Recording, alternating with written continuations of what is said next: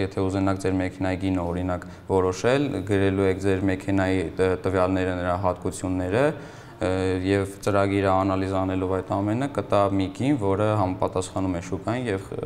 կոպիտ ասած խելքին մոտիկ է։ 12-րդ դասարանի աշակերտ Արտյոմը ներկայացնում է իր ու ընկերոջ Մաքսի ստեղծած ծրագրի մոդելը։ Օգտագործել ենք մի քանի on-line գրադարան, ծրագրի շնորհիվ գտել ենք թե օրինակ մեքենայի թափքի քանի տեսակ կա, քանի հատ ձախլիկ մեքենա կա, աչղեք մեքենա կա, նրանց փոխանցման տուփը ինչ տիպի է։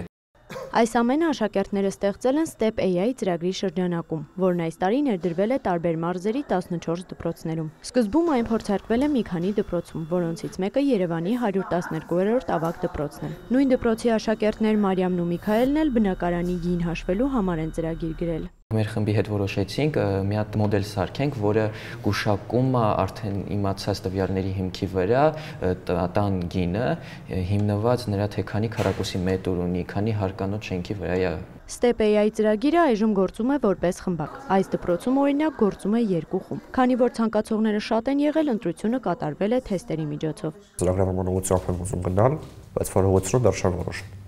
Փորձեցի իմ ուժերը եւ կարողացա հասնել այդ մրցումը։ Մրցման կարևոր մասերն են մաթեմատիկան, տրամաբանությունը եւ անգլերեն։ Փորձնական փուլից հետո աշակերտների 80%-ից ավելին դրական են գնահատել այս փորձառությունը։ Ինձ տվեց նախ եւ առաջ հմտություններ աշխատելու արհեստական բանականության ոլորտում, այսպես ասած, ծանոթացա Python ծրագրին եւ կարողացանք անգամ խմբակի վերջում ստեղծել նախագիծ, որը տների գներներ կանխատեսում։ Եվ այդպիսով ինձ շատ դուր եկա, որ բացի տեսականից մենք նաև ունեցանք գործնական փորձ։ Ծրագիրն ավագ դպրոցի աշակերտների համար է։ Յուրաքանչյուր դասարանում ուսումնասիրելու են տարբեր թեմաներ։ Դասընթացի տևողությունը 68 ժամ է։ Ծրագիրը մշակվել է տեղեկատվական եւ հաղորդակցության տեխնոլոգիաների գործատուների միության, Սինոպսիս Արմենիա ընկերության, Հայ ընդհանուր բարեգործական միության, Սիլիկոնյան հովտի մասնաճյուղի եւ Հայ բարեգործական ընդհանուր միության վիրտուալ համալսարանի կողմից ինքը մշակվել է հիբրիդային եղանակով։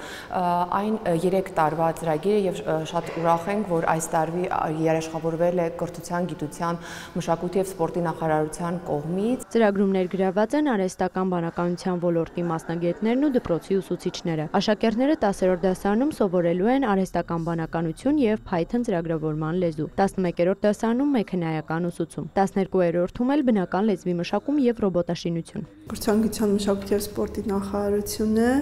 հանրակրթության պետական չափորոշիչի հատկապես ներդրման այս համատեքստում շատ կարևորություն է տալիս նրան, որ դպրոցները ունեն իրենց այսպես կոչված յուրահատուկ ուղղվածությունները եւ որպեսզի ավելի մասնագիտացված լինեն օրինակ որոշ ուղղություններով կամ որոշ առարկաների մասով եւ դա նաեւ շատ օգտակար կլինի որպեսզի երեխաները ավագ դպրոցում ընտրություն անելիս արդեն իսկ իրենց մասնագիտական կողմնորոշման վրա հիմնվեն եւ մյուս կողմից էլ իհարկե տեխնոլոգիական զարգացումը եւ տեխնոլոգիական մասնագիտությունների կարեւորությունը տարեցտարի աճում է։ Վերլուծելով այն դպրոցների արդյունքները, որտեղ այս տարի ներդրված է ծրագիրը, կորոշվի, թե ինչ քաղաքականություն կորդեգրվի ապագայում։ Դրական արդյունքի դեպքում գուցե խմբակից վերածվի ուսուցանվող առարկայի ու դասավանդվի ավելի շատ դպրոցներում։ Էմմա Վարդանյան, Մհեր Կիրակոսյան, լուրեր։